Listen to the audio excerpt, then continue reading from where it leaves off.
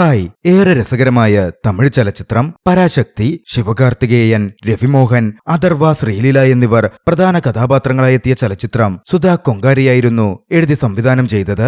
രാഷ്ട്രീയപരമായി ഏറെ ശ്രദ്ധ നേടിയ ചലച്ചിത്രം ഇപ്പോൾ OTT-യിലൂടെ ജനങ്ങളിലേക്ക് എത്തുകയാണ്. C5-ൽ ചലച്ചിത്രം സ്ട്രീം ചെയ്യുന്നുണ്ട്. കാണാൻ താല്പര്യമുള്ളവർ അവിടെ നിന്ന് കാണുമല്ലോ. നമുക്ക് നേരെ വിശദമായ കഥയിലേക്ക് പോകാം. കഥയിലേക്ക് കടക്കുന്നതിന് മുമ്പ് സിനിമാ കഥകൾ ഇഷ്ടമുള്ളവർ ചാനൽ ഒന്ന് സബ്സ്ക്രൈബ് ചെയ്യണേ. വീഡിയോ ലൈക്ക് ചെയ്യുകയും കമന്റ് ചെയ്യുകയും ഹൈപ്പ് ചെയ്യുകയും ഷെയർ ചെയ്തു കൊടുക്കുകയും ചെയ്യൂ. നമുക്ക് നേരെ കഥയിലേക്ക് കടക്കാം. കഥയാരംഭിക്കുന്നത് 1918-കളിലാണ്. ഇംഗ്ലീഷ് ഭാഷ ഉപയോഗിക്കുന്നത് അടിമത്തമാണെന്ന് പറഞ്ഞുകൊണ്ട് അന്നത്തെ നേതാക്കളൊക്കെ ഹിന്ദി ഭാഷ സംസാരിക്കണം എന്ന മട്ടിൽ ഇങ്ങനെ പറയാൻ തുടങ്ങിയിരുന്നു. സ്വാതന്ത്ര്യത്തിന് ശേഷം അത് കുറച്ചുകൂടി ശക്തമായി. ഹിന്ദി ഔദ്യോഗിക ഭാഷയായി വരണം, എല്ലാ സംസ്ഥാനങ്ങളിലുള്ളവരും അത് പഠിക്കണം എന്ന തരത്തിലേക്കുള്ള കാര്യങ്ങൾ മുന്നിട്ട് വന്നു. പ്രത്യക്ഷമായും പരോക്ഷമായും അതിനുള്ള പണികളും ഗവൺമെന്റ് ആരംഭിച്ചു. അതിനെ എതിർക്കുന്നവരെ വലിയ തോതിൽ മർദ്ദനത്തിന് വിധേയമാക്കുകയും അടിച്ചമർത്തുകയും ജയിലിലിടുകയും ഒക്കെ ചെയ്യുന്നതിലേക്ക് കാര്യങ്ങൾ മാറി. തങ്ങളുടെ ദൈനംദിന ജീവിതവും ജോലിയും എല്ലാം തന്നെ ഭാഷ അടിച്ചേൽപ്പിക്കാനുള്ള ഈ ശ്രമത്തിനുള്ളിൽ തങ്ങൾക്ക് വലിയ ബാധ്യതയാകുമോ, പ്രശ്നമാകുമോ എന്ന് ജനങ്ങൾ ഒന്നടങ്കം ഭയപ്പെട്ടു. ഇതിനെതിരെ പ്രതികരിക്കാൻ ആരും തന്നെ വരില്ലേ എന്ന് ജനങ്ങൾ ചിന്തിച്ചിരിക്കുമ്പോഴാണ് പുറനാനൂറ് എന്ന് പേരിട്ട് വിളിക്കുന്ന ഒരു വിദ്യാർത്ഥി സംഘം മുന്നിട്ടിറങ്ങിയത്. 1959-ൽ ഒരു സംഭവമുണ്ടായി. പുറനാനൂറ് പടൈ വലിയൊരു പ്രതിഷേധം പദ്ധതിയിട്ടു. തിരുച്ചിയിലേക്ക് വരുന്ന രാഷ്ട്രീയക്കാരൊക്കെ അടങ്ങുന്ന ഒരു ട്രെയിനിന് തീയിടുക. ആ ട്രെയിനിനകത്ത് പ്രധാനപ്പെട്ട മന്ത്രിമാരും ഒക്കെ ഉണ്ടായിരുന്നു. അവർക്ക് പ്രൊട്ടക്ഷനുമായി തിരുനാഥൻ അഥവാ തിരുവെന്ന് വിളിക്കുന്ന KGB-യിൽ നിന്ന് ട്രെയിനിങ് ഒക്കെ എടുത്തു വന്ന ഒരു IB ഉദ്യോഗസ്ഥനുമുണ്ട്. അദ്ദേഹത്തിന്റെ അസിസ്റ്റന്റ് ഇബ്രാഹിം. പുറനാനൂറിന്റെ തലവനായ ചെഴിയ ആ ട്രെയിൻ തടഞ്ഞ് അതിന് തീയിടാൻ തീരുമാനിച്ചിരുന്നു. ചെഴിയയുടെ സഖാക്കളും അയാളുടെ കൂടെ തന്നെയുണ്ട്. തിരുച്ചിറപ്പള്ളിയിലെ പുതുവാടിയിൽ വെച്ച് ചെഴിയയും സംഘവും ട്രെയിൻ തടഞ്ഞു. ജനങ്ങളെ മുഴുവൻ ഇറക്കി വിട്ടു. IB ഉദ്യോഗസ്ഥൻ തിരുവാകട്ടെ തന്റെ അസിസ്റ്റന്റിനോട് മിനിസ്റ്റേഴ്സിനെ സുരക്ഷിതമാക്കാൻ പറഞ്ഞ ശേഷം ആരാണ് ട്രെയിൻ തടഞ്ഞത് എന്നത് നോക്കാനായി മുന്നിട്ട് ചെന്നു. അപ്പോഴേക്കും ചെഴിയയും സഖാക്കളും ചേർന്ന് ജനങ്ങളെ ഒഴിപ്പിച്ചുകൊണ്ടിരിക്കുകയായിരുന്നു. ഹിന്ദി സംസാരിക്കുന്ന ഒരു കുടുംബം വല്ലാതെ ഭയപ്പെട്ടു നിന്നു. ചെഴിയ അവരെ സമാധാനിപ്പിച്ചുകൊണ്ട് അവർക്ക് അടുത്തെത്തി പറഞ്ഞു, ഞങ്ങളുടെ പ്രതിഷേധം ഹിന്ദി സംസാരിക്കുന്ന ജനങ്ങളോടല്ല, ഹിന്ദി അടിച്ചേൽപ്പിക്കുന്ന ഗവൺമെന്റിനെതിരെയാണ്. ജനങ്ങളെ മാറ്റിയ ശേഷം അവർ ആ ട്രെയിനിന് തീയിട്ടു. ട്രെയിൻ പൂർണ്ണമായി കത്തിയേരിയുന്നുണ്ട് എന്നുറപ്പുവരുത്തിയ ശേഷം തങ്ങളുടെ കൂട്ടത്തിലുള്ള മറ്റാരും ട്രെയിനിനകത്ത് കുടുങ്ങിയിട്ടില്ല എന്നുകൂടി ഒന്ന് നോക്കിയ ശേഷം ചെഴിയ പുറത്തിറങ്ങാൻ പോവുകയായിരുന്നു. അപ്പോഴാണ് തിരുവങ്ങോട്ടേക്ക് എത്തുന്നത്. അവർ തമ്മിൽ ഒരു ഫൈറ്റ് ആരംഭിച്ചു. മുഖം കെട്ടിയിരുന്നതുകൊണ്ട് തിരുവിന് ചെഴിയയുടെ മുഖം കാണാൻ പറ്റുന്നുണ്ടായിരുന്നില്ല. പക്ഷേ ചെഴിയയുടെ നെഞ്ചിൽ പച്ചകുത്തിയിരുന്നത് തിരു നോക്കിക്കണ്ടിരുന്നു. ഏറ്റുമുട്ടലിൽ തിരുവിന്റെ ഒരു വിരൽ നഷ്ടപ്പെട്ടു. ചെഴിയയും അവിടെ നിന്ന് രക്ഷപ്പെട്ടു പോയി. അടുത്ത ദിവസം മധുരയിൽ ഗാന്ധി പ്രതിമ അനാവരണം ചെയ്യുവാൻ വേണ്ടി പ്രൈം മിനിസ്റ്റർ വരുന്നുണ്ടായിരുന്നു. അതിന് മുന്നോടിയായിട്ടാണ് ചെഴിയയും സംഘവും ഇത്തരമൊരു ട്രെയിൻ ആക്രമണം നടത്തിയിരിക്കുന്നത്. അതിന് പ്രധാനപ്പെട്ട ഒരു കാരണമെന്തെന്നാൽ റെയിൽവേ ആളെ ജോലിക്കെടുക്കുന്നതിനായി ഒരു പരസ്യം പുറപ്പെടുവിച്ചിരുന്നു. പക്ഷേ അതാകെ പുറപ്പെടുവിച്ചത് ഹിന്ദി ലാംഗ്വേജിൽ മാത്രമാണ്, അതും ഹിന്ദി പത്രത്തിൽ. ഹിന്ദി തങ്ങൾക്കുമേൽ അടിച്ചേൽപ്പിക്കുന്നതിനുള്ള പ്രതിഷേധമായിട്ടായിരുന്നു അവർ അത്തരമൊരു നീക്കം നടത്തിയത്. പുറനാനൂറ് എന്ന ചെഴിയയുടെ ആ സംഘത്തിൽ കേരളത്തിൽ നിന്നും ബംഗാളിൽ നിന്നും ആന്ധ്രയിൽ നിന്നും ഒക്കെയുള്ള നിരവധി വിദ്യാർത്ഥികളുണ്ടായിരുന്നു. അവിടെ വെച്ച് IB ചീഫും പ്രൈം മിനിസ്റ്ററും ഒരു കൂടിക്കാഴ്ച നടത്തി. തിരുവും അവിടെ എത്തിയിരുന്നു. IB ചീഫ് ഇത് പാർട്ടിക്കാർ തമ്മിലുള്ള പ്രശ്നത്തിനുള്ളിൽ പറ്റിയതാണെന്നൊക്കെ പറയാൻ ശ്രമിച്ചപ്പോ തിരുത്താൻ മനസ്സിലാക്കിയ കാര്യങ്ങൾ പ്രൈം മിനിസ്റ്ററോട് വിശദീകരിച്ചു. ഇതൊരു സ്റ്റുഡന്റ് മൂവ്മെന്റ് ആണെന്നും ഇവരെ മുളയിലെ നുള്ളണമെന്നും മറ്റും തെളിവുകളുടെ അടിസ്ഥാനത്തിൽ തിരു വിശദീകരിച്ചെങ്കിലും പ്രൈം മിനിസ്റ്റർ അതിനെ മറ്റൊരു രീതിയിലായിരുന്നു നോക്കിക്കണ്ടത്. വിദ്യാർത്ഥി പ്രക്ഷോഭത്തെ അതേ രീതിയിലല്ല അടിച്ചമർത്തേണ്ടതെന്നും അവരുടെ ആവശ്യം പരിഗണിക്കുകയാണ് വേണ്ടത് എന്നതുമായിരുന്നു പ്രധാനമന്ത്രിയുടെ തീരുമാനം. അതോടെ ഹിന്ദി സംസാരിക്കാത്ത ജനതയ്ക്ക് സംസ്ഥാനങ്ങൾക്ക് ഹിന്ദിക്കൊപ്പം ഇംഗ്ലീഷും ഔദ്യോഗിക ഭാഷയായി ഉപയോഗിക്കാം എന്നൊരു പ്രഖ്യാപനം പ്രധാനമന്ത്രി നടത്തി. 1965 വരെ ഈ സ്ഥിതി തുടരുമെന്നും അന്ന് അദ്ദേഹം പറഞ്ഞു. പുറനാനൂറിന്റെ വലിയ വിജയമായിരുന്നു അത്. എല്ലാവരും ചേർന്നത് ആഘോഷിക്കുകയും ചെയ്തു. പക്ഷെ പിന്നാലെയാണ് ഏറ്റവും ദുഃഖകരമായ ഒരു വാർത്ത അവരെ തേടി എത്തിയത്. ട്രെയിൻ കത്തിച്ചപ്പോ അവരുടെ കൂട്ടത്തിൽ ഉണ്ടായിരുന്ന ചെഴിയയുടെ കൂട്ടുകാരൻ കൂടിയായ ഗോവിന്ദ ട്രെയിനിനകത്ത് പെട്ട് കത്തിയേരിന് മരിച്ചു എന്ന വാർത്ത അവരറിയുന്നത്. ചെഴിയ വല്ലാതെ ദുഃഖിതനായി. അന്ന് അവരുടെ കൂടെ ഉണ്ടായിരുന്ന സഖാക്കളായ മൈക്കിൾ റെഡ്ഡി, ഷെരീഫ, ചാക്കോ, ബിന്ധ്യ എന്നിവർ അങ്ങോട്ടേക്ക് വരണമോ എന്ന് ചെഴിയയോട് ചോദിച്ച് വിവരം അറിയിച്ചിട്ടുണ്ട്. അവരിപ്പോൾ പൊള്ളാച്ചിയിലെ തമ്പിരാജയുടെ മില്ലിലാണ് സുരക്ഷിതമായി ഒളിച്ചിരിക്കുന്നത്. ആകെ തകർന്നിരുന്ന ചെഴിയ ആരോടും അങ്ങോട്ടേക്ക് വരണ്ടെന്ന് പറഞ്ഞു. പോരാട്ടമൊക്കെ താൻ അവസാനിപ്പിക്കുകയാണെന്ന് പറഞ്ഞ് തന്റെ കയ്യിൽ പച്ച കുത്തിയിരുന്നത് കുപ്പിച്ചില്ലുകൊണ്ട് കുത്തിക്കീറി കളഞ്ഞ് പേപ്പറുകൾ കത്തിച്ച് അവൻ പൊട്ടിക്കരഞ്ഞു. ഇനിയും തന്റെ കൂട്ടത്തിൽ ഒരാളെയും നഷ്ടപ്പെടുത്താൻ അവൻ ആഗ്രഹിച്ചിരുന്നേയില്ല. മറുവശത്ത് തിരുവാകട്ടെ പരിക്കേറ്റ കൈ ഡോക്ടറെ കാണിക്കാൻ പോയിരിക്കുകയായിരുന്നു. കൈയിലേക്ക് രക്തയോട്ടം കുറഞ്ഞതുകൊണ്ട് കൈ മുറിച്ചു കളയണം എന്ന് ഡോക്ടർ ആവശ്യപ്പെട്ടെങ്കിലും തിരുവതിന് സമ്മതിച്ചില്ല. തിരുവിന്റെ അച്ഛൻ ഒരു തമിഴനാണ്, അമ്മ ഒരു ഹിന്ദിക്കാരിയും. പക്ഷേ തമിഴനായതുകൊണ്ട് മദ്രാസി എന്ന പേരിൽ തിരു ഒരുപാട് അപമാനിക്കപ്പെടുന്നുണ്ടായിരുന്നു. അതുകൊണ്ട് തന്നെ തിരുവിന് തമിഴിനോടും തമിഴ്നാടിനോടും വല്ലാത്തൊരു കോപമാണ്. ഇപ്പോൾ ഒരു തമിഴനാണ് അവന്റെ കയ്യിലെ വിരൽ പോലും നഷ്ടപ്പെടുത്തിയത്. അതുകൊണ്ട് ആ കോപം അവന്റെ ഉള്ളിൽ വളർന്നു വന്നു. പിന്നീട് വർഷം 1964 പ്രധാനമന്ത്രി ജവഹർലാൽ നെഹ്റു മരിച്ച ശേഷം 12 ദിവസങ്ങൾ കഴിഞ്ഞപ്പോൾ 12 ദിവസത്തെ ദുഃഖാചരണം അവസാനിക്കാൻ പോകുന്ന ദിവസം ചെഴിയെ ഇപ്പോൾ റെയിൽവേയിലാണ് ജോലി നോക്കുന്നത്. ട്രെയിനിൽ കരികോരിയിടുന്ന ജോലിയാണ് അവനുള്ളത്. കഷ്ടപ്പെട്ട് ജോലി ചെയ്ത് കിട്ടുന്ന പണം കൊണ്ട് തന്റെ അനിയനെ ചിദംബരത്തിൽ കോളേജിൽ എഞ്ചിനീയറിംഗിന് പഠിക്കാൻ വേണ്ടി അവൻ വിട്ടിരിക്കുകയാണ്. ചെഴിയയുടെ വീട്ടിൽ ചെഴിയയുടെ മുത്തശ്ശിയുണ്ട്. മുത്തശ്ശിയാണ് അവനെയും അനിയനെയും വളർത്തിയതൊക്കെ. നാട്ടിലെ വൃദ്ധരായവർക്ക് തമിഴ് പഠിപ്പിച്ചു കൊടുക്കുന്നതും മറ്റും മുത്തശ്ശി തന്നെ. 8ാം ക്ലാസ് വരെ വിദ്യാഭ്യാസമുള്ള മുത്തശ്ശിക്ക് അവിടുത്തെ പ്രായമേറിയ വ്യക്തികൾക്കിടയിൽ വലിയ മതിപ്പായിരുന്നു. അവരുടെ വീടിന്റെ തൊട്ടടുത്താണ് രത്നമാല എന്നു പേരുള്ള പെൺകുട്ടി താമസിക്കുന്നത്. രത്നമാല ഇപ്പോൾ റേഡിയോയിൽ ജോലി ചെയ്യുന്നു എന്നാണ് പറയുന്നത്. അതും അനൗൺസറായിട്ട്. ചെഴിയയുമായി എപ്പോഴും പ്രത്യേകിച്ച് കാരണമൊന്നുമില്ലെങ്കിൽ കൂടിയും രത്നമാല വഴക്കിടാറുണ്ട്. അപ്പോഴാണ് ചെഴിയക്ക് വന്നൊരു ലെറ്റർ ചെഴിയ തുറന്നു വായിക്കുന്നത്. റെയിൽവേയിൽ ടിടിയുടെ ഇന്റർവ്യൂവിനായി ചെഴിയയെ വിളിച്ചിരിക്കുന്നു. പക്ഷേ ഹിന്ദി ഇപ്പോൾ നിർബന്ധ ഭാഷയായി മാറ്റിക്കൊണ്ടിരിക്കുകയാണ്. പോസ്റ്റിംഗ് ഡൽഹി പോലുള്ള ഇടത്തായതുകൊണ്ട് ചെഴിയ ഹിന്ദി സംസാരിക്കാൻ പഠിക്കണം. കുറച്ചു നാളുകളെ ഇന്റർവ്യൂവിനുള്ളൂ, അതിനുള്ളിൽ ഹിന്ദി പഠിക്കണം എന്ന് ചെഴിയ തീരുമാനിച്ചു. രത്നമാലയ്ക്ക് ഹിന്ദി വശമുണ്ട്. തെലുങ്ക് സംസാരിക്കുന്ന കുടുംബമാണ് അവരുടേതെങ്കിലും വർഷങ്ങളായി അവർ തമിഴ്നാട്ടിലാണുള്ളത്. കൂട്ടുകാരൻ ചെഴിയയോട് രത്നമാലയ്ക്കടുത്ത് നിന്ന് ഹിന്ദി പഠിക്കാൻ പറഞ്ഞപ്പോ ചെഴിയ അത് പുച്ഛിച്ചു തള്ളി. രത്നമാല ജോലിക്ക് പോകാൻ സമയമായെന്ന് പറഞ്ഞ് ദേഷ്യപ്പെട്ട് അവിടെ നിന്ന് പോവുകയും ചെയ്തു. രത്നമാലയുടെ അച്ഛൻ മിനിസ്റ്ററാണ്. ആ റെക്കമെൻഡേഷനിലാണ് ഓൾ ഇന്ത്യ റേഡിയോയിൽ രത്നമാലയ്ക്ക് ജോലി കിട്ടിയതും. അനൗൺസറായിട്ടാണ് ജോലി നൽകിയതെങ്കിലും മൈക്കിന് മുമ്പിലെത്തിയാൽ പേടിച്ച് രത്നമാലയ്ക്ക് മര്യാദക്ക് തമിഴ് പറയാൻ പറ്റില്ല. എന്നിരുന്നാലും ഒരു തരത്തിൽ ഓൾ ഇന്ത്യ റേഡിയോയിൽ പൊടിതൂത്തും മറ്റും രത്നമാല മുമ്പോട്ടേക്ക് പോവുകയാണ്. മാത്രമല്ല രത്നമാല അവിടെ ജോലി ചെയ്യുന്നതിന് മറ്റൊരു ഉദ്ദേശം കൂടിയുണ്ട്. അധികമാർക്കും അറിയില്ലെങ്കിലും ആന്റി ഹിന്ദി ഇമ്പോസിഷൻ സ്റ്റുഡന്റ് കൗൺസിലിന്റെ സെക്രട്ടറിയാണ് രത്നമാല.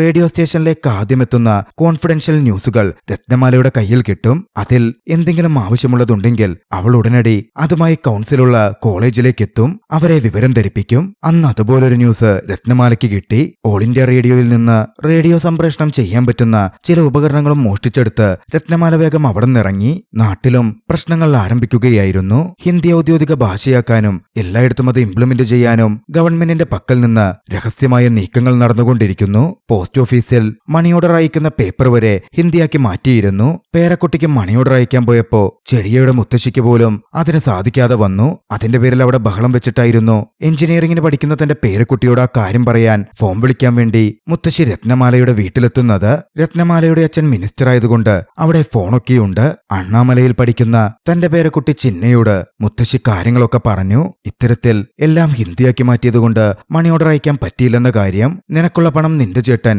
റെയിൽവേ വഴി വരുമ്പോ തന്നോളും എന്ന് മുത്തശ്ശി പറഞ്ഞപ്പോ അത് കേട്ട് ചിന്ന ദേഷ്യപ്പെട്ടു. അപ്പോ ബാക്കിയുള്ള കുട്ടികൾ എന്തു ചെയ്യും എന്ന് ചോദിച്ചവൻ ഫോൺ കട്ട് ചെയ്തു.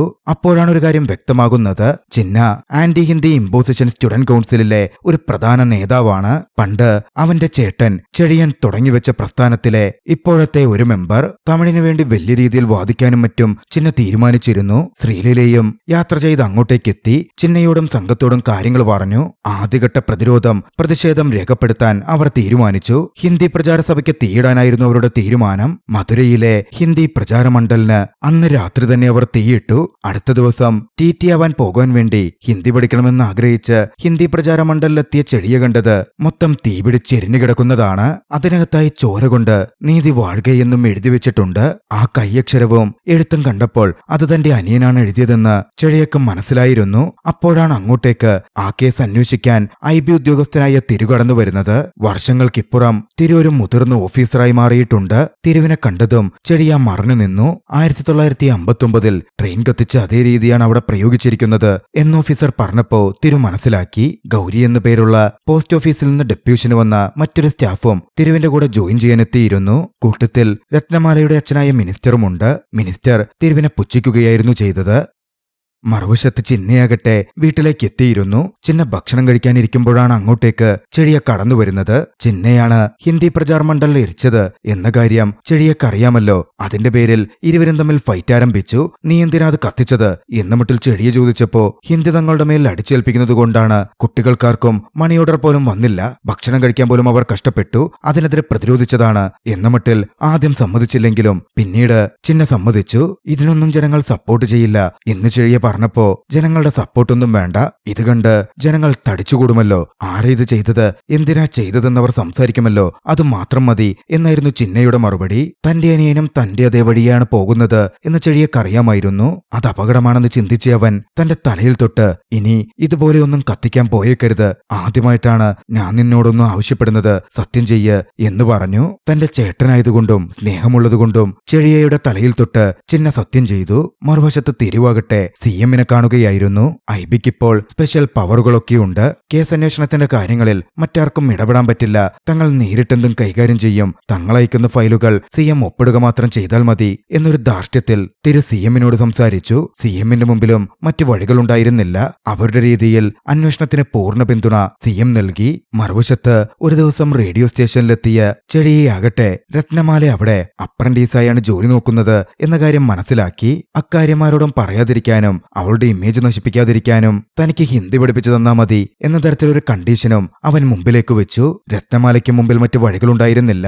രത്നമാലയും സമ്മതിച്ചു. അങ്ങനെ രത്നമാല ചെടിയൊക്കെ ക്ലാസ് എടുക്കാൻ തുടങ്ങി. മറുവശത്ത് തിരുവാകട്ടെ അന്വേഷണവുമായി മുമ്പോട്ടു പോവുകയായിരുന്നു. ജനങ്ങൾ അപ്പോഴത്തെ ഗവൺമെന്റിനെതിരാണെന്നും അതുകൊണ്ട് തന്നെ തീവ്രമായ അന്വേഷണം വേണം എന്നും തിരു തീരുമാനിച്ചു. എല്ലാവരുടെയും ഫോണുകൾ ടാപ്പ് ചെയ്യാനും നിരീക്ഷിക്കാനും തിരു തന്റെ ആളുകളോട് ഉത്തരവിട്ടിരുന്നു. ഈ നടക്കുന്ന കാര്യങ്ങളൊക്കെ റേഡിയോയിലുണ്ടായിരുന്ന രത്നമാല അറിഞ്ഞിരുന്നു. വീട്ടിൽ നിന്ന് രത്നമാല ചിന്നയ്ക്ക് കോൾ ചെയ്തു. അന്വേഷണവുമായി ബന്ധപ്പെട്ട് തിരു റേഡിയോ സ്റ്റേഷനിൽ എത്തിയിരുന്നെന്നും അവിടെ നിന്നാണ് വിവരം ലീക്കാവുന്നത് എന്ന തരത്തിൽ സംസാരിച്ചെന്നും അതുകൊണ്ട് ചിന്നയോടും മറ്റും സൂക്ഷിക്കണമെന്നും അവൾ പറയുകയാണ്. പക്ഷേ ഇതൊക്കെ ഐബി ടാപ്പ് ചെയ്ത് റെക്കോർഡ് ചെയ്തെടുക്കുന്നുണ്ടായിരുന്നു. അതാകട്ടെ രത്നമാല അറിഞ്ഞതുമില്ല.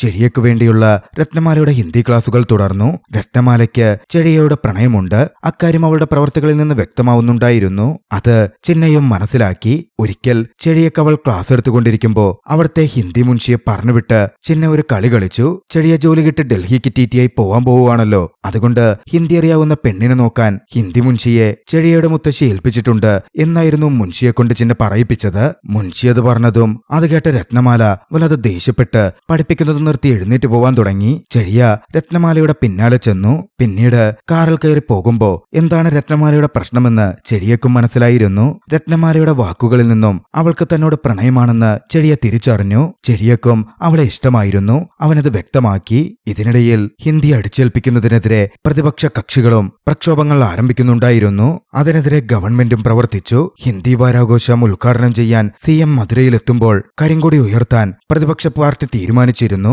പക്ഷേ പ്രതിപക്ഷ നേതാവിനെ അണ്ണായെ പോലീസ് അറസ്റ്റ് ചെയ്തു. ജനുവരി 26-നായിരുന്നു റിപ്പബ്ലിക് ഡേയുടെ അന്നായിരുന്നു അവകാശങ്ങൾ ഉയർത്തിക്കാട്ടി പോരടിക്കാൻ അവർ തീരുമാനിച്ചിരുന്നത്. ലഘുരേഖകളും മറ്റും തങ്ങളുടെ റൈറ്റുകൾ വെച്ചുകൊണ്ട് പ്രസിദ്ധീകരിക്കാനും അവർ തീരുമാനിച്ചിരുന്നു. പക്ഷേ തിരു പ്രസ്സുകൾ റെയ്ഡ് ചെയ്തു. ഒന്നും പുറത്തു പോവാതിരിക്കാൻ വേണ്ടി മൊത്തത്തിൽ പവർ കട്ട് പോലും ഉണ്ടാക്കി. ഈ വിവരം പക്ഷേ സ്റ്റുഡന്റ് യൂണിയന്റെ മുമ്പിലേക്കും എത്തിയിരുന്നു. പ്രതിഷേധം രേഖപ്പെടുത്തണം എന്നവർ തീരുമാനിച്ചു. മാസി സ്ട്രീറ്റിലെ പാർട്ടി ഓഫീസിന് മുമ്പിൽ സിഎം കൊടിയുയർത്തും. ഹിന്ദി വാരാഘോഷം ആരംഭിക്കും. അതിനെതിരെ പ്രതിഷേധിച്ച് അവിടെ അവരുടെ പാർട്ടി കൊടി കത്തിക്കണമെന്നും കരിങ്കൊടി ഉയർത്തണമെന്നും ചിന്ന തന്റെ സഖാക്കളോട് ആവശ്യപ്പെട്ടു. അത് അപകടമല്ലേ എന്ന് ചോദിച്ചപ്പോ വർഷങ്ങൾക്ക് മുമ്പ് പുരൈ നാനൂട്രി എന്ന സംഘം ഇത്തരത്തിൽ ട്രെയിൻ കത്തിച്ചതുകൊണ്ടാണ് അന്നിതുപോലെ ഹിന്ദി അടിച്ചേൽപ്പിക്കുന്ന കാര്യം നിർത്തലാക്കപ്പെട്ടത് എന്നൊക്കെ ചെന്നൈ എടുത്തു പറയുന്നുണ്ട്. ചെന്നൈ ആവേശത്തോടെ അങ്ങനെ സംസാരിച്ചു നിൽക്കുകയാണ് അങ്ങോട്ടേക്ക് ചെഴിയ കടന്നു വരുന്നത്. അവർക്കുള്ള ഭക്ഷണവും ചെന്നൈക്കുള്ള പണവുമായിട്ടെത്തിയതായിരുന്നു അവൻ. അധികം വൈകാതെ അവിടെ നിന്നും ചെന്നൈയിലേക്ക് ഇന്റർവ്യൂവിനായി ചെഴിയൊക്കെ പോവേണ്ടതുമുണ്ട്. അതിനു മുമ്പ് ചെന്നൈയെ കാണാനും വന്നതാണ്. അപ്പോഴാണ് ഇത് കേൾക്കുന്നത്. പഴയ കാര്യങ്ങളൊക്കെ ആലോചിച്ച ചെടിയ ചെന്നൈ അതിൽ നിന്ന് തടയാൻ ശ്രമിച്ചു. പക്ഷേ ചെന്നൈയാകട്ടെ വലിയ ദേഷ്യത്തിൽ ചെഴിയക്കെതിരെ നിന്നു. ഇതൊക്കെ പ്രവർത്തിച്ചേ പറ്റൂ എന്ന് പറഞ്ഞു. ചെഴിയയും ചിന്നയും തമ്മിൽ ഏറ്റുമുട്ടൽ നടന്നു. ഒടുവിൽ പോരാട്ടത്തിനും കരിങ്കൊടി ഉയർത്താനുമൊന്നും അവൻ പോവാതിരിക്കാൻ ചെന്നൈയുടെ കാലൊടിച്ച ശേഷമായിരുന്നു ചെഴിയ അവിടെ നിന്ന് നീങ്ങി ഇറങ്ങിയത്. പോകുന്നതിന് മുമ്പ് ചെടിയ പറഞ്ഞു, ഇന്റർവ്യൂ കഴിഞ്ഞ് ഞാൻ മാസി സ്ട്രീറ്റിലേക്കായിരിക്കും വരുന്നത്. നിങ്ങളെ ആരെങ്കിലും അവിടെ കണ്ടാൽ അവിടെ തന്നെ കുഴിവെട്ടി നിങ്ങളെയൊക്കെ കുഴിച്ചു മൂടും. എല്ലാവരും കഴിച്ച് പഠിക്കുന്ന കാര്യം മാത്രം നോക്ക്. പണ്ട് തന്റെ സുഹൃത്തിന് സംഭവിച്ചത് ആ വിദ്യാർത്ഥികൾക്കാർക്കും പറ്റരുത് എന്ന് ചെടിയക്കുണ്ടായിരുന്നു. അവിടെ നിന്ന് പോയ ചെടിയ ഇന്റർവ്യൂവിനായി മദ്രാസിലെ എഗ്മോർ സ്റ്റേഷനിൽ വന്നിറങ്ങി. ഇറങ്ങുമ്പോ അയ്യാക്കൺ എന്ന പേരുള്ള ഒരു വിദ്യാർത്ഥിയുമായി ചെടിയ കൂട്ടിയിടിച്ചു. അയ്യാക്കണ്ണിന്റെ പേന തെറിച്ച് ട്രെയിനിനടിയിലേക്ക് വീണു. അയ്യാക്കണ്ണ് ആ പേന എടുക്കാൻ നോക്കിയപ്പോ ചെടി അവനെ വഴക്ക് പറഞ്ഞു. ആ പേന പോയാ പോട്ടെ, വേറെ മേടിച്ചാ പോരെയെന്ന് ചോദിച്ചു. കയ്യിൽ പണമില്ല, ഇവിടെ പരീക്ഷ എഴുതാൻ വന്നതാണ്, തിരിച്ചു പോകാനുള്ള വണ്ടിക്കാശേ ഉള്ളൂ എന്നായിരുന്നു അവൻ പറഞ്ഞത്. അയ്യാക്കണ്ണ് UPSC എക്സാം അവസാന അറ്റംപ്റ്റിനായി വന്നിരിക്കുന്നതാണ്. അവന്റെ അവസ്ഥ മനസ്സിലാക്കി ചെടിയ തന്റെ കയ്യിലുണ്ടായിരുന്ന പ്രിയപ്പെട്ട പേന അവന് നൽകി. പണ്ട് പ്രതിപക്ഷ നേതാവായിരുന്ന അണ്ണ ചെടിയക്ക് സമ്മാനമായി കൊടുത്ത പേനയാണത്. വൈകുന്നേരം ഇന്റർവ്യൂ കഴിഞ്ഞ് 4 മണിക്ക് താൻ മടങ്ങുമെന്ന് ചെടിയ പറഞ്ഞപ്പോ അതിനു മുമ്പേ എക്സാം കഴിഞ്ഞു വന്ന് പേന താൻ അവിടെ സുരക്ഷിതമായി വെച്ചോളാം, ചെടിയോട് അത് എടുത്തോളാനും അയ്യാക്കണ്ണ് കൂട്ടിച്ചേർത്തു. അയ്യാക്കണ്ണിനെ കൃത്യമായി ബസ് കയറ്റി വിട്ടതും ചെടിയായിരുന്നു. ചെടി അവിടെ നിന്ന് ഇന്റർവ്യൂവിന് പോയി. പക്ഷേ ഹിന്ദി ലാംഗ്വേജ് ചെടിയക്ക് അത്ര നല്ല രീതിയിൽ സംസാരിക്കാൻ അറിയില്ല എന്ന കാരണം കൊണ്ട് ചെടിയ തടയപ്പെട്ടു. ഹിന്ദി തന്റെ മാതൃഭാഷയല്ലെന്നും 6 മാസം കൊണ്ട് കഠിനമായി പഠിച്ചെടുത്താണ് ഇത്രത്തോളം ഇംപ്രൂവ് ചെയ്തതെന്നും ഇനി ജോലി ചെയ്യുമ്പോൾ ഇംപ്രൂവ് ആയി വന്നോളും എന്നൊക്കെ ചെടിയ പറഞ്ഞെങ്കിലും ഹിന്ദി മാതൃഭാഷ പോലെ സംസാരിക്കുന്ന വ്യക്തികളെ കമ്പയർ ചെയ്ത് ചെടിയയെ അവർ ആ ഇന്റർവ്യൂവിൽ നിന്ന് പുറത്താക്കി. ഹിന്ദി അറിഞ്ഞാൽ മാത്രമേ ഇനി അവിടെ ഒരു ജോലി കിട്ടൂ എന്ന സാഹചര്യം ചെടിയ തിരിച്ചറിയുകയായിരുന്നു. അതും വെറുതെ ഹിന്ദി പറഞ്ഞാൽ പോരാ, ഫ്ലുവന്റായി മാതൃഭാഷ ഹിന്ദി സംസാരിക്കുന്നവരെ പോലെ സംസാരിക്കണം. നിരാശയോടെ ചെടിയ തിരികെ റെയിൽവേ സ്റ്റേഷനിലെത്തി. അപ്പോഴാണ് മാസി സ്ട്രീറ്റിലേക്ക് പുറപ്പെടാൻ CM അവിടെ എത്തുന്നത്. അവിടെ ഇരുന്ന ചെടിയ CMന്റെ കാലിലേക്ക് വീണ് പൊട്ടിക്കരഞ്ഞുകൊണ്ട് അപേക്ഷിക്കുന്ന അയ്യാക്കണ്ണിനെ നോക്കിക്കണ്ടു. ഞാനിവിടെ UPSC എക്സാം എഴുതാൻ വന്നതാണ്. 2 മാസത്തേക്ക് എക്സാം തള്ളിവെച്ചു. 2 മാസം കഴിഞ്ഞ് എക്സാം ഹിന്ദിയിൽ മാത്രമായിരിക്കും നടക്കുക എന്നവരിപ്പോ പറയുന്നത്. അതിപ്പോ നീ ഇംഗ്ലീഷിലോ ഹിന്ദിയിലോ എക്സാം എഴുതിക്കോ, പക്ഷേ കോട്ടയിൽ നിനക്ക് പ്ലേസ്മെന്റ് കിട്ടണമെങ്കിൽ നീ ഹിന്ദിയിൽ എക്സാം എഴുതിയാലേ പറ്റൂ. അതായിരുന്നു CMന്റെ മറുപടി. ഇംഗ്ലീഷ് തന്നെ പഠിക്കാൻ തനിക്ക് ഒരുപാട് നാളെടുത്തെന്നും ഹിന്ദി എങ്ങനെ ഈ കുറഞ്ഞ കാലയളവിൽ താൻ പഠിച്ചെടുത്ത് എക്സാം എഴുതും എന്നും പുലമ്പിക്കൊണ്ടുകാരൻ അയ്യാക്കണ്ണിനെ CM പോലീസിനെ കൊണ്ട് പിടിച്ചു മാറ്റിച്ചു. ഈ നടക്കുന്ന കാര്യങ്ങളൊന്നും സഹിക്കാൻ പറ്റാതെ തനിക്കിനി ഒരു ഭാവിയില്ലെന്ന് ചിന്തിച്ച അയ്യാക്കണ്ണ് അവിടെ തീ കൊളുത്തി ആത്മഹത്യ ചെയ്തു. ഞെട്ടലോടെയായിരുന്നു ചെടി അതൊക്കെ നോക്കിക്കണ്ടത്. കരഞ്ഞുകൊണ്ട് ചെടി അവിടെ ഇരുന്നു പോയി. ഈ സമയം കൈതട്ടി കൗണ്ടറിൽ വെച്ചിരുന്ന പേന താഴെ വീണു. അയ്യാക്കണ്ണ് വെച്ചിരുന്ന ചെടിയയുടെ പേന കൂട്ടത്തിൽ ഒരു കത്തുമുണ്ട്. അതിലെഴുതിയിരുന്നത് ഇപ്രകാരമായിരുന്നു: എന്റെ ലക്ഷ്യങ്ങൾ ഹിന്ദി കത്തിച്ചു കളഞ്ഞു, അതുകൊണ്ട് ബാക്കിയുള്ള എന്റെ ശരീരം ഞാൻ തന്നെ കത്തിക്കുന്നു. അത് വായിച്ചതും സഹിക്കാൻ പറ്റാതെ ചെടിയ പൊട്ടിക്കരഞ്ഞു. പിന്നാലെ മാസി സ്ട്രീറ്റിലേക്ക് CM വന്നെത്തിയിരുന്നു. ഹിന്ദി എഡ്യൂക്കേഷൻ പ്രോഗ്രാം ഹിന്ദി വാരം ആരംഭിച്ചു വെക്കാനായിരുന്നു അത്. അവിടേക്ക് പ്രക്ഷോഭത്തിനായി ചിന്നയുടെ നേതൃത്വത്തിലുള്ള വിദ്യാർത്ഥി സംഘവും എത്തി. പാർട്ടി ഓഫീസിന്റെ എതിർവശത്തുള്ള ബാങ്ക് കെട്ടിടത്തിലേക്ക് കയറിയവർ അവിടെ നിന്നും കറുത്ത കാർബൺ പേപ്പർ പ്രതിഷേധമായി വലിച്ചെറിഞ്ഞു. അവിടെ മൊത്തം ഒരു കലാപാന്തരീക്ഷം ഉടലെടുത്തു. CMന്റെ പാർട്ടിയുടെ ആളുകൾ വന്ന് പ്രതിഷേധിക്കുന്ന വിദ്യാർത്ഥികളെ മർദ്ദിക്കാൻ ആരംഭിച്ചു. ചിന്നയെയും പിടികൂടി വലിയ രീതിയിൽ ഉപദ്രവിക്കാൻ തുടങ്ങി. ഒടുവിൽ ഒരു പാർട്ടി കൊല്ലുന്ന രീതിയിൽ ചിന്നയെ അടിക്കാൻ ഒരു ബോട്ടിലെടുത്ത് പാഞ്ഞെടുക്കാൻ തുടങ്ങി. പെട്ടെന്നാണ് ദൂരെ നിന്നും ഒരു ഗ്ലാസ് ബോട്ടിൽ അയാളുടെ ദേഹത്ത് വന്ന് തട്ടിപ്പൊട്ടിയത്. ഉടനടി അയാൾ തീപിടിച്ചെരിയാൻ തുടങ്ങി. അത് വലിച്ചെറിഞ്ഞത് ഒരു കെട്ടിടത്തിന്റെ മുകളിൽ നിന്ന് ഇതൊക്കെ നോക്കിക്കണ്ടുകൊണ്ടിരുന്ന ചെടിയായിരുന്നു. ഇനിയും മാറി നിന്നാൽ പറ്റില്ല എന്ന് തീരുമാനിച്ച് തന്റെ പഴയ പോരാട്ടക്കളത്തിലേക്ക് ചെടിയെ വീണ്ടും ഇറങ്ങുകയാണ്. പിന്നെ അവിടെ നടന്നൊരു ഫൈറ്റും പോരാട്ടവുമായിരുന്നു. ചിന്നയോടും സംഘത്തോടും പാർട്ടിക്കൊടി കത്തിക്കാൻ ചെടിയെ ആവശ്യപ്പെട്ടു. അവർ അത്തരത്തിൽ തന്നെ ചെയ്തു. പാർട്ടിക്കാരെ ചെടിയെ അടിച്ചിട്ടു. പിന്നാലെ മറ്റൊരു വഴിയിലൂടെ തന്റെ കൂടെ ഉണ്ടായിരുന്ന വിദ്യാർത്ഥികളെ ചെടിയെ രക്ഷപ്പെടുത്തി. അപ്പോഴേക്കുമാണ് തിരു അവിടെ എത്തുന്നത്. പൊട്ടിവീണ കുപ്പിയെടുത്ത് തിരു മണത്തി നോക്കി. അതിലെ കെമിക്കൽ തിരു തിരിച്ചറിഞ്ഞു. വർഷങ്ങൾക്ക് മുമ്പ് ട്രെയിൻ കത്തിച്ച അതേ കെമിക്കൽ. പഴയ പോരാളി വീണ്ടും ഇറങ്ങിയിട്ടുണ്ട് എന്ന് തിരു മനസ്സിലാക്കി. തിരുവിന് വേണ്ടിയിരുന്നത് അവനെയായിരുന്നു. തിരുവിന്റെ വിരൽ നഷ്ടപ്പെടുത്തിയ, തിരുവിനെ പരാജയപ്പെടുത്തിയ അതേ പോരാളിയെ, ചെടിയെയാണ് പുരൈനാനൂട്ടിന്റെ തലവൻ എന്ന കാര്യം ചിന്നയും മറ്റുള്ളവരും മനസ്സിലാക്കുകയാണ്. തങ്ങളുടെയൊക്കെ ഏറ്റവും വലിയ നേതാവ് അവർക്ക് ചെടിയയോട് ആദരവായിരുന്നു. പക്ഷെ രത്നമാലയാകട്ടെ കാമുകിയായിട്ടും തന്നോടത് മറച്ചുവെച്ചതിന്റെ പേരിൽ ചെടിയയോട് പിണങ്ങി. ഒടുവിൽ തെലുങ്കിൽ സംസാരിച്ചും പാട്ടുപാടിയുമൊക്കെയാണ് ചിന്നയുടെ സഹായത്തോടെ ചെടിയ രത്നമാലയെ വീണ്ടും സമാധാനിപ്പിക്കുന്നത്.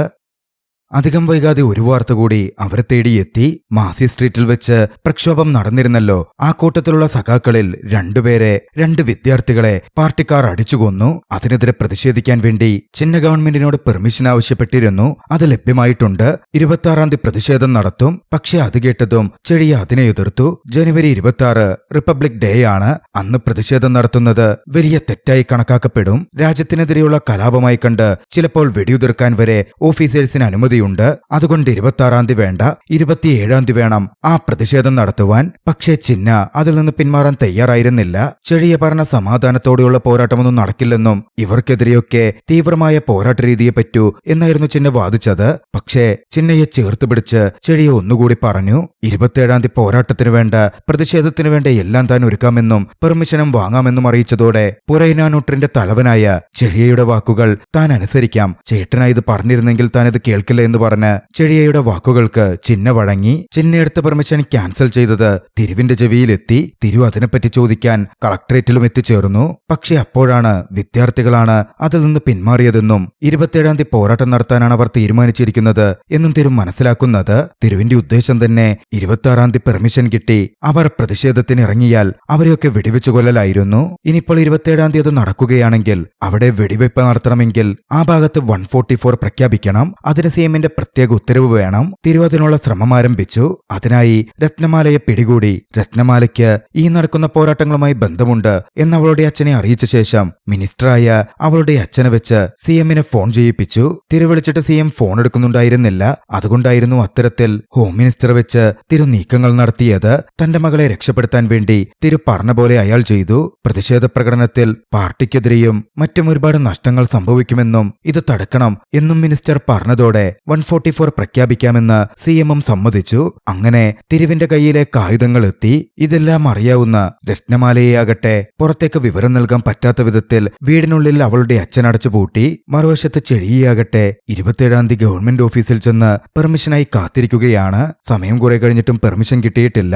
മറുവശത്ത് ചിന്ന പോരാട്ടം തുടങ്ങാൻ വേണ്ട തയ്യാറെടുപ്പുകൾ നടത്തുകയായിരുന്നു. പെർമിഷൻ കിട്ടിയില്ലെങ്കിലും പോരാട്ടം നടത്തും എന്ന് പറഞ്ഞ ചിന്ന കുട്ടികളെയും കൂട്ടി മുന്നിട്ടിറങ്ങി. തന്റെ മറ്റ് സഖാക്കളോട് എല്ലാവരും ഒന്നിച്ചു പോയാൽ ശരിയാവില്ലെന്നും അതുകൊണ്ട് അവർ മാറി നിൽക്കാനും ചിന്ന പറഞ്ഞു. മാസി സ്ട്രീറ്റിലെ ആക്രമണത്തിന് പോലീസ് അവരെ തിരയുന്നുണ്ടല്ലോ, അതായിരുന്നു അതിന് കാരണം. ചിന്ന കുട്ടികളെയും കൂട്ടി പ്രതിഷേധ പോരാട്ടവുമായി മുന്നിട്ടു പോവാൻ തുടങ്ങി. മറുവശത്ത് ചെഴിയാകട്ടെ ഗവൺമെന്റ് ഓഫീസേഴ്സ് സംസാരിക്കുമ്പോൾ അവിടെ 144 പ്രഖ്യാപിച്ച കാര്യം മനസ്സിലാക്കി. ചതി തിരിച്ചറിഞ്ഞതും ചിന്നയെയും കുട്ടികളെയും വിവരമറിയിക്കാൻ ചെഴിയ പാഞ്ഞു ചെന്നു. പക്ഷേ കോളേജിലേക്ക് എത്തിയപ്പോഴേക്കും അറിഞ്ഞത് പ്രതിഷേധത്തിനായി അവർ പുറപ്പെട്ടുവെന്നും ചിന്ന മുന്നണിയിലുണ്ടെന്നുമായിരുന്നു. തന്റെ സഹോദരനെ രക്ഷപ്പെടുത്താനും മറ്റുള്ളവരെ വിവരം ധരിപ്പിക്കാനും ചെഴിയ സൈക്കിളിൽ അങ്ങോട്ടേക്ക് പാഞ്ഞു. തോക്കേന്തിയ പോലീസുകാരുമായി തിരു അവിടെ തയ്യാറായി നിൽക്കുന്നുണ്ടായിരുന്നു. തിരു ചിന്നയെ വെടിവെച്ചു കൊല്ലാൻ വേണ്ടി കൂടെയുണ്ടായിരുന്ന ഓഫീസറോട് പറഞ്ഞു, നമ്മൾ അന്വേഷിക്കുന്ന പോരാളി അവനല്ലെങ്കിലോ എന്ന് മട്ടിൽ ഓഫീസർ ചോദിച്ചപ്പോ അവനല്ലെങ്കിലും ഒരു തവണ വെടിയുതിർത്താൽ അത് 10 ലക്ഷം ആളുകളുടെ ഇടയിലേക്ക് എത്തുമെന്നും അവർ ഈ പ്രതിഷേധം അവസാനിപ്പിച്ചുകൊള്ളും എന്നുമായിരുന്നു തിരു പറഞ്ഞത്. പോലീസ് അപ്പോഴേക്കും ടിയർ ഗ്യാസ് പൊട്ടിക്കാനും ലാത്തി ചാർജ് ചെയ്യാനും ആരംഭിച്ചിരുന്നു. ചെഴിയപ്പോഴാണ് സൈക്കിളിൽ അങ്ങോട്ടേക്ക് എത്തുന്നത്. തന്റെ ഷർട്ടൂരി വെടിയുതിർക്കാൻ തയ്യാറായി നിന്ന പോലീസുകാരെ കണ്ട്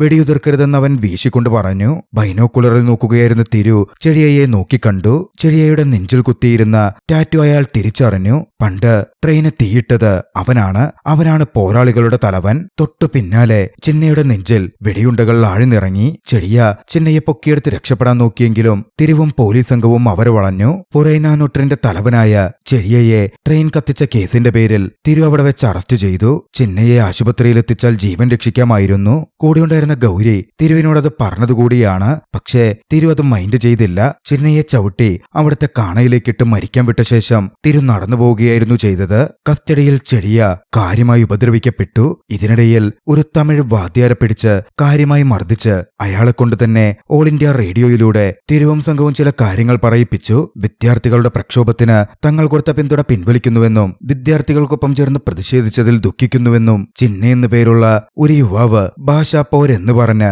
ഒരു സംഘത്തെ കൂട്ടുകയായിരുന്നെന്നും അവൻ ചെയ്തത് അക്രമമാണെന്നും ആ പ്രൊഫസർ പറഞ്ഞു. തല്ലിച്ചതച്ച് ആ പ്രൊഫസറെ കൊണ്ട് പറയിപ്പിച്ചു എന്ന് പറയുന്നതാകും സത്യം. തിരു അതെല്ലാം റേഡിയോ മുഖേന ചെഴിയയെ കേൾപ്പിച്ചു. പിന്നാലെ ചെഴിയയുടെ സഹോദരൻ കാണയിൽ വീണാണ് മരിച്ചു കിടന്നതെന്നും അത് കഴിഞ്ഞാണ് തങ്ങളെടുത്തു കൊണ്ടുപോയി കത്തിച്ചതെന്നും ചെഴിയയുടെ മാനസിക ബലം തകർക്കാൻ തിരു പറഞ്ഞു. പക്ഷേ ചെഴിയ തകരുന്നുണ്ടായിരുന്നില്ല.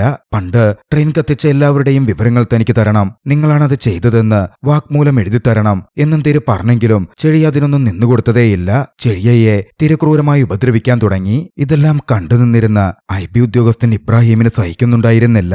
അന്ന് ചെഴിയ ഒറ്റക്കായ സമയത്ത് ഇബ്രാഹിം അവിടെത്തി ചെഴിയയോട് പറഞ്ഞു, ഞാനൊരു തമിഴനാണ്, നീ ഇങ്ങനെ അനുഭവിക്കുന്നത് കണ്ടു നിൽക്കാൻ പറ്റില്ല. പണ്ട് നിന്റെ സുഹൃത്ത് ഗോവിന്ദ് മരിച്ച പോലെ തിരുവിന്റെ കയ്യിൽപ്പെട്ട് ചാവുണ്ടെങ്കിൽ ഇവിടെ നിന്ന് രക്ഷപ്പെട്ടു പോ. ദാ ഇതുകൊണ്ട് എന്നെ കുത്തി പരിക്കേൽപ്പിച്ച് രക്ഷപ്പെട്ടു പൊക്കോളൂ. ചെഴിയ സംശയത്തോടെ ഇബ്രാഹിമിനെ നോക്കി. പണ്ട് ട്രെയിൻ കത്തിയപ്പോൾ നടന്ന ഒരു കാര്യം, താൻ കണ്ട കാര്യം ഇബ്രാഹിം ചെഴിയയോട് പറഞ്ഞു. അന്ന് ചെഴിയയുടെ കൂട്ടുകാരൻ ഗോവിന്ദ് തീയിൽപ്പെട്ട് വെറുതെ അങ്ങ് മരിച്ചതല്ല. അന്ന് തിരുവും ചെഴിയയും തമ്മിലുള്ള ഫൈറ്റ് കഴിഞ്ഞ് ചെഴിയ പുറത്തേക്ക് രക്ഷപ്പെട്ട ശേഷം തോക്കെടുത്ത് തിരു എഴുന്നേറ്റിരുന്നു. തിരുവിനെ തടയാൻ വേണ്ടി ഗോവിന്ദ് ശ്രമിച്ചു. അതോടെ ഗോവിന്ദിനെതിരെ തിരു തോക്ക് ചൂണ്ടി. ഗോവിന്ദിനോട് കൂട്ടാളികളുടെ പേര് പറയാൻ പറഞ്ഞു. പക്ഷേ ഗോവിന്ദ് അതിന് തയ്യാറായില്ല. കൊല്ലാനായി തിരു തോക്ക് ചൂണ്ടി നിന്നപ്പോ അകത്തെ തീയാളുന്ന ബോഗിയിലേക്ക് കടന്ന് ഗോവിന്ദ് ആത്മാഹുതി ചെയ്യുകയായിരുന്നു. ഇബ്രാഹിം പറഞ്ഞതൊക്കെ കേട്ടതും ചെഴിയ ഇബ്രാഹിം പറഞ്ഞ പോലെ പ്രവർത്തിച്ചു. ഇബ്രാഹിമിനെ തോളിൽ കുത്തി പരിക്കേൽപ്പിച്ച ശേഷം അവിടെ നിന്ന് രക്ഷപ്പെട്ടു. ആന്ധ്രയിലേക്കുള്ള ട്രെയിൻ കയറി. തിരു തന്റെ ആളുകളെ ഉപയോഗിച്ച് എല്ലായിടവും തിരഞ്ഞിരുന്നു. പക്ഷെ ചെഴിയയെ പിടികൂടാനായില്ല. ദേഷ്യം വന്ന അയാൾ ഇബ്രാഹിം തന്നെ ചതിച്ചതായി മനസ്സിലാക്കി ഇബ്രാഹിമിനെ വരെ വെടിവെച്ചു കൊന്നു. കൽക്കരി ട്രെയിനിൽ കൽക്കരിക്കുള്ളിൽ ഒളിച്ച് ചെഴിയ പോയത് നേരെ ഡൽഹിയിലേക്കായിരുന്നു. അവിടെ ചെഴിയയുടെ പഴയ കുറച്ച് സഖാക്കളുണ്ടായിരുന്നു. ബിന്ദിയയും സംഘവും. ബിന്ദിയയുടെ സഹായത്തോടെ അവിടുണ്ടായിരുന്ന യൂണിവേഴ്സിറ്റി സ്റ്റുഡന്റുകളുടെ പിന്തുണയോടെ അവർ ചില കാര്യങ്ങൾ ചെയ്തു. പാർട്ടി നേതാവ് ഇന്ദിരാഗാന്ധിയോട് സംസാരിക്കാനായിരുന്നു അത്. അതിനുവേണ്ടി ബസ് ബോർഡുകൾ രാത്രിയിൽ അവർ തമിഴ് പേരിലാക്കി. പിറ്റേന്ന് അതിന്റെ പേരിൽ വലിയ വാഹന തടസ്സവും പ്രതിഷേധവും ഒക്കെ നടന്നു. ഇതിനിടയിൽ കയറിപ്പറ്റിയ യൂണിവേഴ്സിറ്റി സ്റ്റുഡന്റ് ആകട്ടെ ബസ് ചെല്ലുകൾ അടിച്ചു തകർക്കാനും മറ്റും ആരംഭിച്ചു. ഈ റോഡ് ബ്ലോക്കിനിടയിലേക്കായിരുന്നു ഇന്ദിരാഗാന്ധി വന്നുപെട്ടത്. ഇന്ദിരാഗാന്ധിക്കൊപ്പം തമിഴ്നാട് മുഖ്യമന്ത്രിയും മറ്റുമുണ്ടായിരുന്നു. ചെഴിയൻ ഇന്ദിരാഗാന്ധിയോട് സംസാരിച്ചു. ഒരു ഭാഷ അടിച്ചേൽപ്പിക്കുമ്പോൾ നഷ്ടപ്പെടുന്ന തനത് ഭാഷയുടെ ശുദ്ധിയെപ്പറ്റിയും അതുകൊണ്ട് നഷ്ടപ്പെടുന്ന ജോലി സാധ്യതകളെപ്പറ്റിയും അതുകൊണ്ടുണ്ടാകുന്ന നിലനിൽപ്പിന്റെ പ്രശ്നങ്ങളെപ്പറ്റിയും വരെ വളരെ മികച്ച രീതിയിൽ ഇന്ദിരാഗാന്ധിയോട് കമ്മ്യൂണിക്കേറ്റ് ചെയ്യാൻ ചെഴിയക്ക് സാധിച്ചു. പണ്ട് നിങ്ങളുടെ പിതാവ് ഞങ്ങൾക്ക് വാക്ക് തന്നതാണ്, ഞങ്ങളുടെ മേൽ ഹിന്ദി അടിച്ചേൽപ്പിക്കില്ലെന്ന്, ഇംഗ്ലീഷും ഓപ്ഷനായി വെക്കുമെന്ന്. അക്കാര്യത്തിൽ താങ്കൾ ഒരു തീരുമാനമെടുക്കണം. ചെഴിയൻ ആവശ്യപ്പെട്ടു. അതിന് വേണമെങ്കിൽ കാര്യങ്ങൾ വ്യക്തമാകുവാൻ സിഗ്നേച്ചർ ക്യാമ്പയിൻ താൻ സംഘടിപ്പിക്കാമെന്നും ജനത്തിന്റെ ശബ്ദം താങ്കൾ കേൾക്കുവെന്നും ചെഴിയാൻ എടുത്തു പറഞ്ഞു. അത് കണ്ട ശേഷം നിങ്ങളത് പാർലമെന്റിലേക്ക് എടുത്തുകൊണ്ടുപോകാനും വേണ്ട കാര്യങ്ങൾ ചെയ്യാനും ആവശ്യപ്പെട്ടു. അതിനെപ്പറ്റി ഒരു ചർച്ച തന്നെ നടന്നു. ഹിന്ദി ഒഫീഷ്യൽ ഭാഷയില്ലാത്ത സംസ്ഥാനങ്ങളിലെ പോലും 75% പേരുടെ പിന്തുണ പോലും നിങ്ങൾക്കില്ലല്ലോ, പിന്നെങ്ങനെ ശരിയാകും എന്ന മട്ടിൽ ഇന്ദിരാഗാന്ധി ചോദിച്ചപ്പോൾ ചെഴിയാൻ പറഞ്ഞു, അവിടുത്തെ 75% വിദ്യാർത്ഥികളുടെ പിന്തുണ ഞങ്ങൾക്കുണ്ടെന്ന് ഞങ്ങൾ തെളിയിച്ചാലോ? അവരല്ലേ വളർന്നു വരുന്ന തലമുറ, അവരല്ലേ നിങ്ങൾക്ക് വോട്ട് ചെയ്യേണ്ടത്. അതെങ്ങനെ നിങ്ങൾ കാട്ടിത്തരും? അവിടുത്തെ ഗവൺമെന്റ് അവിടെ പ്രശ്നമൊന്നുമില്ലെന്നാണ് നിങ്ങളുടെ മുമ്പിൽ കാട്ടുന്നത്. പക്ഷേ അങ്ങനല്ല. അവിടുത്തെ ജനങ്ങളുടെ ശബ്ദം ഞാൻ നിങ്ങളിലേക്ക് എത്തിക്കാം. പക്ഷേ തമിഴ് ജനത ഹിന്ദിക്കെതിരല്ലെന്നാണ് ഞാൻ ചിന്തിക്കുന്നത്. സത്യമാണ് മേഡം, തമിഴ് ജനത ഒരിക്കലും ഹിന്ദിക്കെതിരല്ല. പക്ഷേ ഹിന്ദി ഞങ്ങളുടെ മേൽ അടിച്ചേൽപ്പിച്ചാൽ അതിനെതിരെ ശബ്ദിക്കുക തന്നെ ചെയ്യും. ശരി, അങ്ങനാണെങ്കിൽ ഫെബ്രുവരി 12 ഞാൻ കോയമ്പത്തൂർ വരുന്നുണ്ട്. അപ്പോൾ നിങ്ങൾക്ക് എന്തോരം സപ്പോർട്ടുണ്ട് എന്നതെന്നെ കാണിച്ചു തരൂ. നിങ്ങൾക്ക് മുമ്പിൽ 7 ദിവസമുണ്ട്. ആ വെല്ലുവിളി ചെഴിയാനും സംഘവും ഏറ്റെടുത്തു. അതിന് പ്രവർത്തിക്കാൻ പറ്റാത്ത രീതിയിലുണ്ടായിരുന്ന 144 ഇന്ദിരാഗാന്ധി ഇടപെട്ട് റദ്ദാക്കി. മറുവശത്ത് പ്രതിപക്ഷ നേതാവ് അണ്ണയാകട്ടെ ഡൽഹി സ്തംഭിപ്പിച്ച തമിഴിനെ പറ്റിയുള്ള വാർത്ത വായിച്ചിരുന്നു. അവൻ ആരാണെങ്കിലും അവൻ എന്റെ അനിയനാണെന്ന് അണ്ണ അഭിമാനത്തോടെ പറഞ്ഞു. അണ്ണ അപ്പോഴും ജയിലിലായിരുന്നു. പിന്നീട് തിരികെ തമിഴ്നാട്ടിലേക്ക് എത്തിയ ചെഴിയൻ വിദ്യാർത്ഥികളെ സംഘടിപ്പിച്ച് സിഗ്നേച്ചർ ക്യാമ്പയിൻ സംഘടിപ്പിക്കാൻ ആരംഭിച്ചു. പക്ഷേ പരസ്യമായി അത് ചെയ്യാൻ ഭരിക്കുന്ന പാർട്ടിയും തിരുവടങ്ങുന്ന അധികാരവർഗമൊന്നും സമ്മതിക്കില്ലായിരുന്നു. അതുകൊണ്ട് വിദ്യാർത്ഥികൾ അവരുടേതായ പല രീതികളിൽ പേപ്പറുകൾ കടത്തിയും മറ്റും ഒപ്പുകൾ ശേഖരിച്ചു പോന്നു. ഒരു സുഹൃത്തിന്റെ സഹായത്തോടെ രത്നമാല വീട്ടിൽ നിന്ന് മോചിപ്പിക്കപ്പെട്ടു. തന്റെ കയ്യിലുള്ള ഉപകരണങ്ങളും എടുത്തായിരുന്നു അവൾ ചെഴിയന്റെ അടുത്തേക്കെത്തിയത്. വീണ്ടും അവരുടെ ക്യാമ്പയിൻ തുടർന്നു.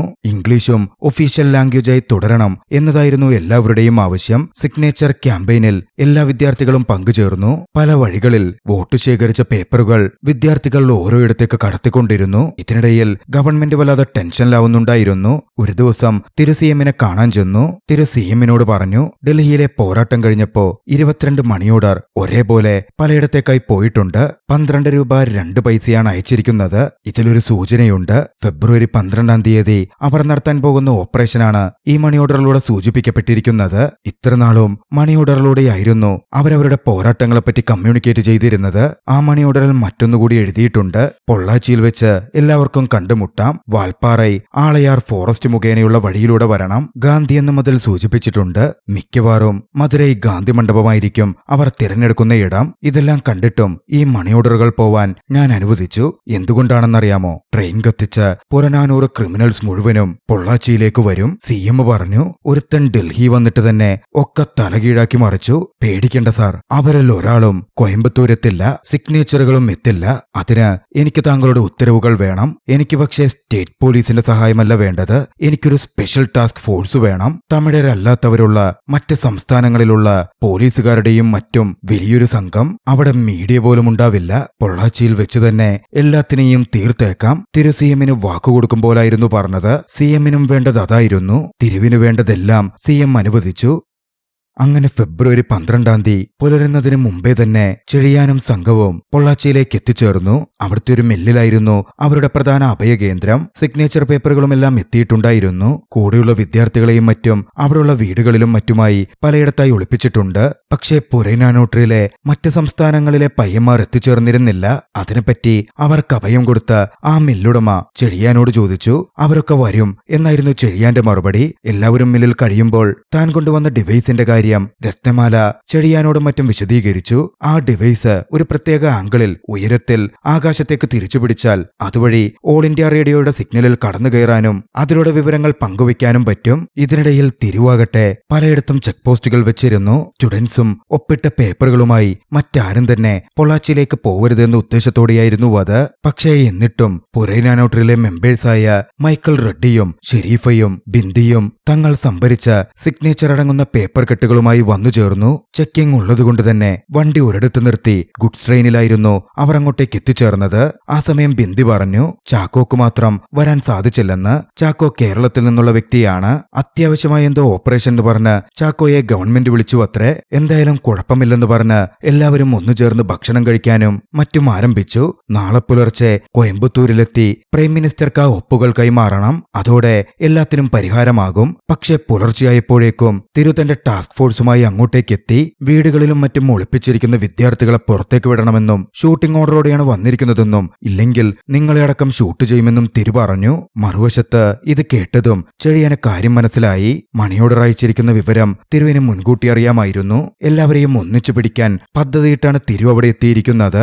മറ്റേതെങ്കിലും വഴിയിലൂടെ അവിടെ നിന്ന് രക്ഷപ്പെടാൻ പറ്റുമോ എന്ന് മില്ലോണറോട് ചെഴിയ ചോദിച്ചു. മറ്റു വഴിയൊന്നുമില്ലെന്നായിരുന്നു മില്ലോണർ പറഞ്ഞത്. പക്ഷെ അവിടെ ഉണ്ടായിരുന്ന മറ്റൊരു ലേഡി പറഞ്ഞു അവിടെ ഒരു വലിയ കാണയുണ്ട്. ആ കാണ പോയി ചേരുന്നത് പുറത്തൊരു നദിയിലേക്കാണ്. അതുവഴി പോയാൽ രക്ഷപ്പെടാം. വിദ്യാർത്ഥി സംഘം മുഴുവനായും അതുവഴി രക്ഷപ്പെടാനുള്ള പദ്ധതി തയ്യാറാക്കി. തിരുവിന്റെ ശ്രദ്ധ തിരിക്കാൻ ചെഴി അവിടെ തുടരാൻ തീരുമാനിച്ചിരുന്നു. ഇതിനിടയിൽ മറ്റു പ്രശ്നങ്ങളില്ലാത്തതുകൊണ്ട് തിരു തന്നെ അവിടെ ഒരു കലാപമുണ്ടാക്കാൻ ശ്രമിച്ചു. ഒരു വീട്ടിൽ നിന്നൊരാളെ പിടിച്ചിറക്കി കനത്ത രീതിയിൽ അവനെ ഉപദ്രവിച്ചു. അതോടെ കലാപാന്തരീക്ഷം മൊത്തത്തിലുടലെടുത്തു. ഗ്രാമവാസികളുമായി തിരുവിന്റെയും പോലീസ് ടാസ്ക് ഫോഴ്സിന്റെയും ഏറ്റുമുട്ടൽ ആരംഭിച്ചു. ഒളിച്ചിരുന്ന പല വിദ്യാർത്ഥികളും പിടികൂടപ്പെട്ടു. പുറത്ത് വെടിവെച്ച് ജനങ്ങളെ കൊല്ലുന്ന ശബ്ദം കാണവഴി രക്ഷപ്പെട്ടു പോയിക്കൊണ്ടിരുന്ന വിദ്യാർത്ഥി സംഘം കേൾക്കുന്നുണ്ടായിരുന്നു. കൂട്ടത്തിലുണ്ടായിരുന്ന രത്നമാല എനിക്ക് മറ്റൊരു പണിയുണ്ടെന്ന് പറഞ്ഞ് അവിടെ നിന്ന് പിന്നോട്ടേക്ക് തിരിച്ചു. അവിടുള്ള കെട്ടിടത്തിലെ ഏറ്റവും മുകളിലേക്ക് കയറി തന്റെ കയ്യിലുള്ള ഡിവൈസ് കൊണ്ട് ഓൾ ഇന്ത്യ റേഡിയോയിൽ കണക്ട് ചെയ്ത് വിവരങ്ങൾ പുറം ലോകത്തെ അറിയിക്കാനായിരുന്നു രത്നമാലയുടെ പദ്ധതി. തെരുവിൽ തിരുവാകട്ടെ വിദ്യാർത്ഥികളെ കൊല്ലാൻ തുനിഞ്ഞു നിൽക്കുകയാണ്. അങ്ങോട്ടേക്ക് വാനുമായി ചെഴിയാൻ പാഞ്ഞെത്തി. നിനക്ക് വേണ്ടത് എന്നെയല്ലേ, ഇവരെ വെറുതെ വിട്ടേക്കൂ എന്ന് ചെഴിയാൻ പറഞ്ഞു. ചെഴിയാനെ തോക്കിൻമുനയിൽ നിർത്തിയ തിരു വണ്ടിയിലുണ്ടായിരുന്ന മുഴുവൻ പേപ്പറുകളും എടുത്ത് തീ കൊളുത്താൻ ഉത്തരവിട്ടു. പോലീസ് സംഘം അത് ചെയ്തു. പക്ഷെ അപ്പോഴാണ് അതിൽ നിന്നൊരു പേപ്പർ പറന്നുയർന്നത്. തിരുവിന്റെ കയ്യിൽ അത് കിട്ടിയപ്പോൾ അത് ശൂന്യമാണ്. ഇത് തന്നെ തെറ്റിദ്ധരിപ്പിക്കുന്നതാണ് എന്ന് തിരുവിന് മനസ്സിലായി. ആ കെട്ടുകളിൽ ഉള്ളതൊന്നും ഒപ്പിട്ട പേപ്പറുകളല്ല. അത് മറ്റേതോ വഴിയിലൂടെ കോയമ്പത്തൂരിലേക്ക് കടത്തി തുടങ്ങിയിരിക്കുന്നു. അപ്പോഴാണ് ട്രെയിൻ പുറപ്പെടുന്ന ശബ്ദം തിരുകേട്ടത്. അതിലായിരിക്കും ഒപ്പിട്ട പേപ്പറുകൾ കോയമ്പത്തൂരിലേക്ക് കടത്തുന്നത് എന്ന് തിരു ചിന്തിച്ചു. അത് തടയാൻ തിരു അങ്ങോട്ടേക്ക് പുറപ്പെട്ടു. ഇതേസമയം സിഗ്നേച്ചർ കിട്ടുകളടങ്ങിയ പേപ്പറുകൾ ട്രെയിനിലേക്ക് എത്തിക്കാൻ വേണ്ടി മില്ലുടമയുടെ സഹായത്തോടെ വാനിൽ പുറത്തെത്തിയിരുന്ന മൈക്കിളും ഷെരീഫയും ബിന്ദിയും മറ്റ് സംഘാംഗങ്ങളും പോയിക്കൊണ്ടിരിക്കുകയാണ്. വഴിയിലെ ചെക്ക് പോസ്റ്റ് എത്തിയപ്പോൾ പോലീസിന്റെ ശ്രദ്ധ തിരിക്കാൻ താൻ ഇറങ്ങാമെന്ന് മൈക്കിൾ പറഞ്ഞു. മൈക്കിൾ ഇറങ്ങി പോലീസിന്റെ ശ്രദ്ധ തെറ്റിച്ചു. ഈ സമയം ബാക്കിയുള്ളവർ വാനുമായി അവിടുന്ന് കടന്നു. പക്ഷേ മൈക്കിൾ പോലീസിന്റെ വെടിയേറ്റ് കൊല്ലപ്പെട്ടിരുന്നു. പുറപ്പെട്ട തിരുവാകട്ടെ ട്രെയിനിന്റെ സമീപം എത്തിച്ചേർന്നു. ട്രെയിൻ കോയമ്പത്തൂരെത്തിയാൽ അപകടമാണ് എന്നറിയാവുന്ന തിരു തന്റെ അസിസ്റ്റന്റ് ഗൗരിയെ വിളിച്ച് CMന്റെ ജീവൻ ആപത്താണെന്നും അങ്ങോട്ടേക്ക് വന്നുകൊണ്ടിരിക്കുന്ന ട്രെയിൻ നിർത്തണം, PM-നോട് അവിടുന്ന് പൊക്കോളാൻ പറയൂ എന്നൊക്കെ പറഞ്ഞെങ്കിലും ഗൗരി അത് കേട്ടിട്ടും കേൾക്കാത്ത പോലെ നിന്നു. വിദ്യാർത്ഥികൾ വിജയിക്കണം എന്ന് ഗൗരിക്കുമുണ്ടായിരുന്നു. ഇതേസമയം കെട്ടിടത്തിന്റെ മുകളിലേക്കെത്തിയ ശ്രീലീലയാകട്ടെ അവിടുണ്ടായിരുന്ന തന്റെ ഒരു സഖാവിന്റെ സഹായത്തോടെ എയർ ഇന്ത്യ റേഡിയോയിലേക്ക് കണക്ട് ചെയ്തു. പൊള്ളാച്ചിയിൽ നടക്കുന്ന കൂട്ടക്കൊലപാതകത്തെപ്പറ്റിയും പോലീസ് അരാജകത്വത്തെ പറ്റിയുമെല്ലാം അവൾ വിശദമായി പറഞ്ഞു. ഭാഷ അടിച്ചേൽപ്പിക്കുന്നതിനെ പറ്റിയുമെല്ലാം തന്റെ വിക്കൽ മാറ്റിവെച്ചുകൊണ്ട് തന്റെ പേടി മാറ്റിവെച്ചുകൊണ്ട് അവൾ സംസാരിച്ചു. മറുവശത്ത് തിരുവാകട്ടെ ട്രെയിനിൽ കയറിപ്പറ്റിയിരുന്നു. ആ ട്രെയിൻ കോയമ്പത്തൂരിനാണ് പോകുന്നതെന്നും അതിൽ സ്ഫോടക വസ്തുക്കളുണ്ടെന്നും അടുത്ത സ്റ്റേഷനിൽ ട്രെയിൻ തടയണമെന്നും തന്നെ സഹായിക്കാൻ എത്തിയിരുന്ന മേജറിനും സംഘത്തിനും തിരു നിർദ്ദേശം കൊടുത്തു. അത്തരത്തിൽ പ്രവർത്തിക്കാം എന്ന് തിരികെ നിർദ്ദേശവും ലഭിച്ചു. പക്ഷേ സ്റ്റേഷൻ എത്തിയപ്പോഴോ ട്രെയിൻ നിന്നതേയില്ല. കാരണം അവിടെ മേജറായിട്ടുണ്ടായിരുന്നത് പുരൈനാനൂട്ടർ സംഘത്തിലെ കേരളത്തിൽ നിന്നുള്ള ചാക്കോ ആയിരുന്നു. തിരി പോകുന്നതിനു മുമ്പ് അങ്ങോട്ടേക്ക് വന്നെത്തിയ ചാക്കോയെ ചെഴിയനെ നോക്കാൻ ഏൽപ്പിച്ചിട്ടായിരുന്നു തിരി പുറപ്പെട്ടത്. പക്ഷേ ചെഴിയനുമായി ഇപ്പോൾ ചാക്കോവത ആ റെയിൽവേ സ്റ്റേഷനിൽ എത്തിയിരിക്കുന്നു. കൂട്ടത്തിൽ സൈൻ ചെയ്ത എല്ലാ പേപ്പർ ബണ്ടിലുകളും അവിടെ എത്തിയിട്ടുണ്ട്. ചാക്കിൽ കിട്ടിയിരുന്ന ആ സിഗ്നേച്ചർ ബണ്ടിലുകൾ മിലിറ്ററിയുടെ സഹായത്തോടെ മേജറിന്റെ നിർദ്ദേശപ്രകാരം അതേ ട്രെയിനിലേക്ക് അവർ ലോഡ് ചെയ്തു. ഓപ്പറേഷൻ റെസ്ക്യൂ തങ്ങൾ ആരംഭിക്കാൻ പോകുന്നു എന്ന് മേജറായ ഉമ്മൻചാക്കോ ഉത്തരവിടുകയും ചെയ്തു. കോയമ്പത്തൂരിലേക്ക് പോകുന്ന ട്രെയിനിലേക്ക് ചെഴിയയും കയറിയിരുന്നു. തിരുവും അതേ ട്രെയിനിലുണ്ട്. സിഗ്നേച്ചർ ബണ്ടിൽ നശിപ്പിക്കാൻ വന്ന തിരുവിനെതിരെ ചെഴിയ ഫൈറ്റ് ചെയ്തു. ശക്തമായ ഏറ്റുമുട്ടൽ നടന്നു. ഇതേസമയം മറുവശത്ത് ചെഴിയനെയും സംഘത്തെയും കാത്തിരിക്കുകയായിരുന്ന ഇന്ദിരാഗാന്ധി ആരും വരാത്തതുകൊണ്ട് മടങ്ങാൻ ഒരുങ്ങുകയായിരുന്നു. പക്ഷേ ഇന്ദിരാഗാന്ധി റെയിൽവേ സ്റ്റേഷനിലെത്തിയപ്പോൾ പുരൈനാനൂട്ടർ സംഘത്തിലുള്ളവർ സ്റ്റേഷൻ മാസ്റ്ററെ ബന്ദിയാക്കി ട്രെയിനൊന്നും വരാത്ത രീതിയിലാക്കി. അതോടെ സ്റ്റേഷനിൽ ഇന്ദിരാഗാന്ധി വിശ്രമിക്കാൻ തീരുമാനിച്ചു. ട്രെയിൻ വരണം. നീണ്ട ഫൈറ്റിനൊടുവിൽ